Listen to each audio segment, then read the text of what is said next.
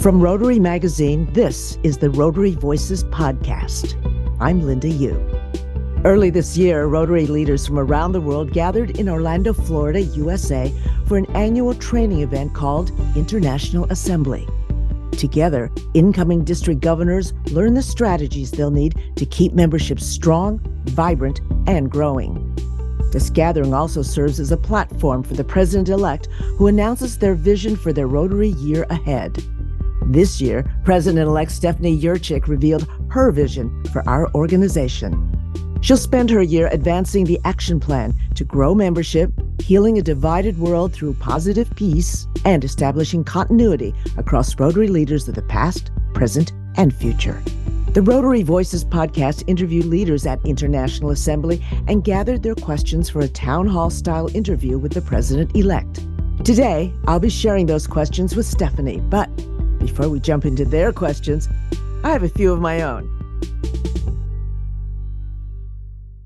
Stephanie, thank you so much for joining me for this town hall. Well, thank you for inviting me, Linda. So tell us, how did you discover Rotary? Like most Rotarians, I was invited. A person walked into my office. I was working at a university, and she walked up to my desk and said, "Stephanie, would you like to go to a Rotary meeting?" And I looked at her and said, "What the heck is Rotary?" I really didn't know anything about it. Nobody in my family had ever been in a service organization. And she started talking about all the, ways that Rotary changes the world. And when she got to the international part, I was really intrigued because in college, my major was international studies. I wanted to be a spy. So I went to a Rotary Club meeting. I went to a second meeting. And by the fourth meeting, I was writing the newsletter. And a couple of years later, I was club president, and then the rest is history. I just kept saying yes, yes, yes, yes. Why did you want to become Rotary president, and what makes you the right leader for the organization right now? I never really wanted to become Rotary president. If you would have asked me 5 years ago, I would have said, heck no, I'm not interested in that job. It really was never on my radar screen. However, because I had the opportunity to work with our strategic planning process and help to get our action plan together, I began to look at where our organization was, and it's positioned in a perfect place to move into a thriving future. And because of that, I decided to throw my name in the hat because I think leadership is about being the right leader at the right time. I felt this is the right time. That's wonderful. You'll be the second woman to serve as president of Rotary. Should we even be making that distinction anymore? Well, Linda, from my perspective, no. I'm not in Rotary because I'm female. I'm in Rotary because I see the organization as an opportunity for me to give back to the world. However, I do recognize that sometimes people look and want to see people that look just like them. So I'm happy when women see a female president and say to me, wow, that's amazing, because then I know that they may, in the back of their mind, think if she can do it, maybe I can do that too. So from that perspective, it is important. Tell us the story behind your driving presidential message, The Magic of Rotary. Well, I think all Rotarians have a story like this, but for me, it was the opportunity that I had to be in the Dominican Republic. And we were there to install water filters in homes so that people could have clean water. So I happened to be in a Haitian home. We put the filter together, take dirty water, and put it in one end, and it would come out clean the other end. And I'll never forget the first time we stopped the water flow. A little boy was watching, and so we put the water in, and then it came out the other side, and we stopped the flow. And he grabbed my sleeve, and he said, lady, show me that magic again. Well, clearly, it wasn't magic. It was the water filter. But the magic was the part of realizing that we were creating lasting change for that boy and his family. He could go to school instead of, search for clean water, and he'd have a different life. So that was the magic of the moment. And I know Rotarians around the globe who are engaged in the work that we do in Rotary have similar stories. But that's why I chose the magic of Rotary as our annual theme. Oh, that's great. Stephanie, you often refer to this idea of simply irresistible. What do you mean by that? Absolutely. The word irresistible has emotion in it, and I like the phrase in general. And in the work that I did with the action plan, those are 4 strong priorities, but they're meant to be really a gauge for clubs to step back and assess themselves through those 4 priorities. And when they do that, that can help lead them to becoming simply irresistible. Clubs around the world will have different concerns and different issues. In some places, it's membership growth. In other places, it's retention. In some places, it's governance. So it really helps the club take a look at itself through that 4 priority lens and determine what can we do differently to make us simply irresistible. When that happens, then things take care of themselves. People will be attracted to the club. People will want to stay in the club. And that's how we're going to get our membership growth.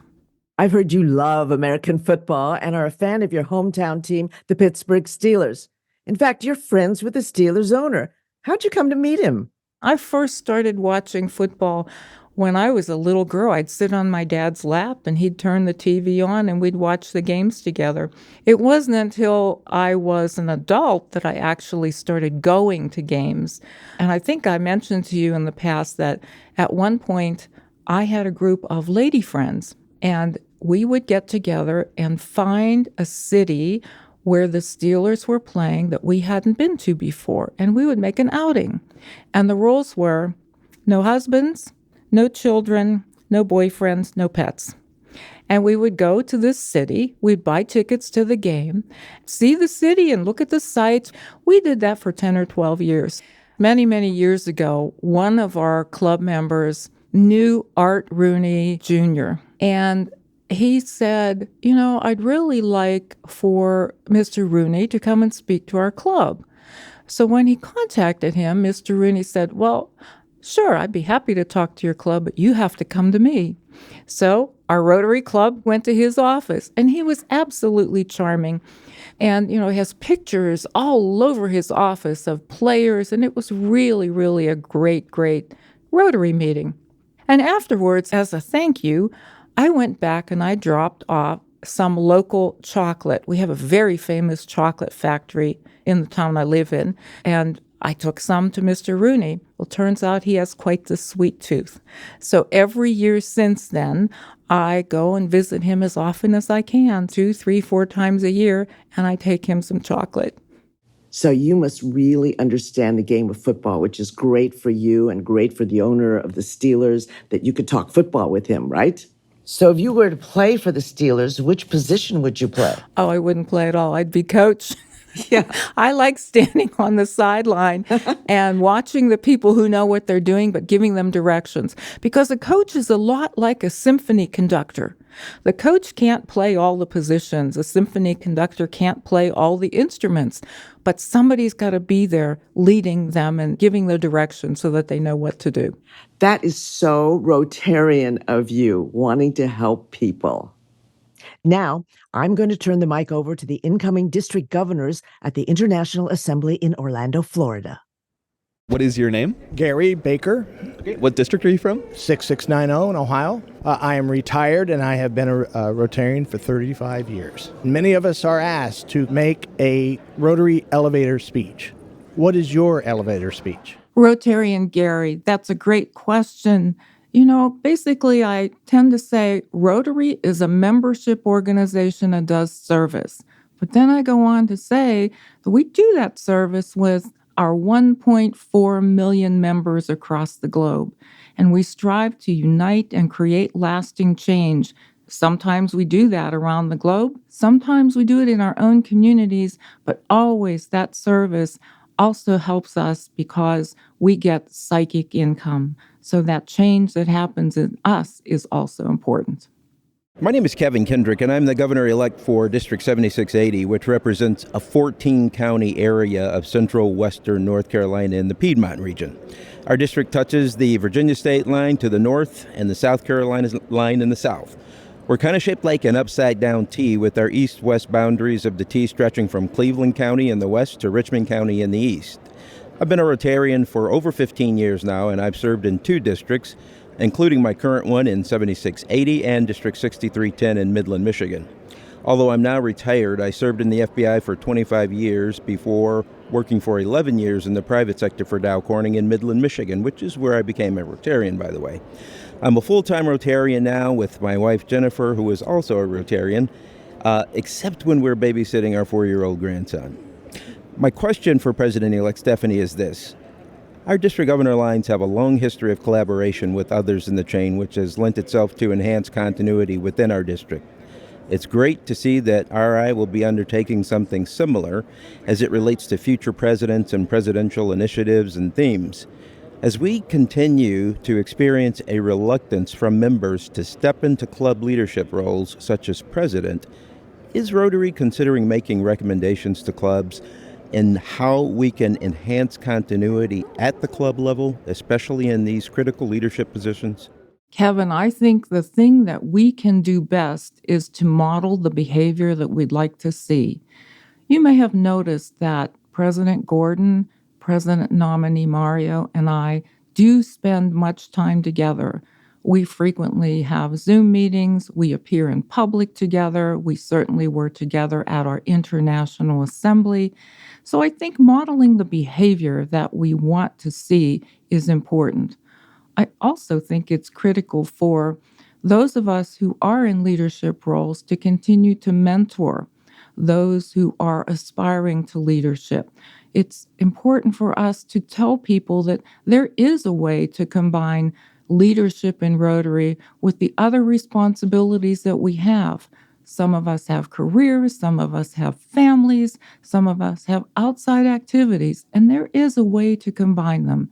Mostly it's about prioritizing what's important and how we allocate time to get the important work of Rotary accomplished. My name is Ijoma Pel Okoro, incoming trustee from the Rotary Club of Port Harcourt, Nigeria. I am an insurance person, general insurance. This is Rotary's most strategic priority, and I know incoming President Stephanie is also very, very passionate about ending polio. So my question is, what are we going to do differently in the coming year to see if we can actually get to the finish line? I'm aware that we still have it in Pakistan and Afghanistan, but what are we going to be doing specially to get us nearer to ground zero? First of all, Pearl, I want to thank you for everything you do to promote what we do and what we accomplish in terms of polio eradication. You know, it's very difficult for most of our Rotary countries to talk about polio, especially to non-Rotarians, because most people have not seen polio. It's been eradicated in most of our Rotary countries, but not, as you mentioned, in Afghanistan and Pakistan. So we need to encourage all Rotarians around the globe continue this effort because of the promise we made to children in the world. One of the things that I hope we can begin to talk a little more about is the onset of post-polio syndrome. While many people have not seen polio, there are many cases where post-polio syndrome is beginning to happen. I have a personal example. In my area, my hometown, which is in western Pennsylvania in the United States, we had a very famous television broadcaster who was a polio survivor. And the first time the man addressed our local Rotary meetings, he walked up the steps onto the stage. But by the last time he spoke to us, he needed help getting up on stage. And he said, "It's because I'm beginning to develop post-polio syndrome." So we don't want children to suffer from that crippling disease, but we also don't want anyone to suffer and end up with post-polio syndrome. So our message to the world has to be that we continue this fight until it's done. As we all know, it can be transmitted. It can end up on a plane and get to different countries. We saw that happen several years ago in New York, London, and other places. So we really need to be vigilant. So again, Pearl, I appreciate everything you're doing to help get the message out that we will eradicate polio with the help of Rotarians and non-Rotarians around the world. My name is Peter de Koning, District 1550. It's the southeast of the Netherlands. I am retired now, I'm 70 years old, but before I was a major and there before alderman in more cities. Stephanie, my motto from when I will be governor will be, let's bring more Rotary in the world, but let's also bring more world in the Rotary. And what I mean is that we should open our windows, let a fresh wind come in Rotary, so that we can change what we all want. We want to change so we can make the decrease of members an increase of members. That's what I want. And that's my question. How do we manage that? Peter, that is such a great comment and question. You know, one of the things that we talk about frequently now is using our Rotary Action Plan to help clubs take a look at themselves through the lens of the 4 priorities noted in the action plan. Rotary had the same model for over 115 years. Meet once a week, every week, 4 times a month, ring the bell, take attendance. Those things have changed because the world has changed, and Rotary is paying attention to that. Our Council on Legislation in 2016 opened the door for us here because we created new meeting models. We have corporate clubs and e-clubs and companion clubs and so many different kinds of club models. So the message really to the world is, if you have an interest in service, you need to take a look at Rotary because there's a place for you in our organization. I think that's how we will get that message to the world, Peter, that we are different and we continue to respond to the way the world is changing. Thanks so much for that question. Niranjan Devdhar, 9685 in Australia, Zone 8. We are and would like to remain completely apolitical, and yet geopolitical tensions are on the rise in the world. So how do we make sure we address matters of relevance which have become politicized, and yet we ourselves remain apolitical? I think the best way to do that is to remember our humanitarian roots as an organization. Doing good in the world is in our DNA. And we are a humanitarian organization. Every bit of service that we do is about creating lasting change in the world. When we keep our focus on the humanitarianism, then that will keep us in our lane, so to speak. So I appreciate your question, and I realize how difficult that can be sometimes, but stay true to who we are as a humanitarian organization, and that will keep us true. Hello, I'm Sherry Sim from Rotary District 5240 and at Central Coast, California. I'm a real estate broker in Cayucas, California. Stephanie, I'd love to know what is the tiniest thing, or could be an issue, could be an activity or a Rotarian whom you have met that really gets on your nerves. Oh, Sherry, well, truthfully, it's hard to get on my nerves. However, I will tell you that every so often I will hear from Rotarians, and it's not that they get on my nerves, the question that they ask me. It's that I wonder, why are they asking it? Sometimes people will say, what can Rotary do for us? Or when is Rotary going to do such and such? And I look at them puzzled because we are Rotary. Your Rotary Club and you as a member of a Rotary Club is where the magic of Rotary happens. So we really need to refocus and understand that we have the power. Every Rotary Club around the world, all of them, have the ability to create lasting change. And so that's where the action happens. That's where the magic starts. My name is Sergio Tejeda. In Rotary, my name is Mouse, District 4110, Mexico. Since 2002, I've been a Rotarian and a member of this family. Stephanie, how are you going to be able to help us get more women into leadership roles in our districts? Sergio, you know that Rotary has a very strong commitment to diversity. And as part of that commitment, certainly we want to look at underrepresented groups in our organization and extend our hand and extend our invitation to those groups to join us. One of the best ways to do that is to reach out to those underrepresented groups. Very often I talk to clubs who will say, well, we tried. A woman banker came into our community, so we invited her, but she only stayed a week. And when I further questioned them, I found out that the club was 100 men. And one woman came into the club, and then they wondered why she wouldn't stay. Generally, people want to see other people who look like them. So my advice would be to bring in groups of women or groups of young professionals or groups of other minorities into your club at the same time so that they see other people who look like them. That would be, from my opinion, the best way that we can attract our underrepresented groups.